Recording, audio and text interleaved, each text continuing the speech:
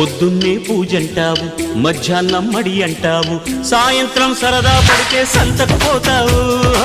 సోకంతా చిదిమేస్తావు, నడుమంతా తడిమేస్తావు, గడి అయినా వెయ్యక ముందే గడబిడ చేస్తావు.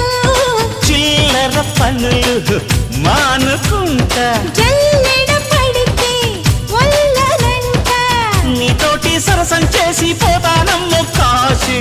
నీలోని చొరవే చూసి అయ్యో దాసి, పట్టాగా నిన్నే ఎరవేసి నచ్చావే పాల పిట్ట, రెచ్చావే కోడి పెట్ట.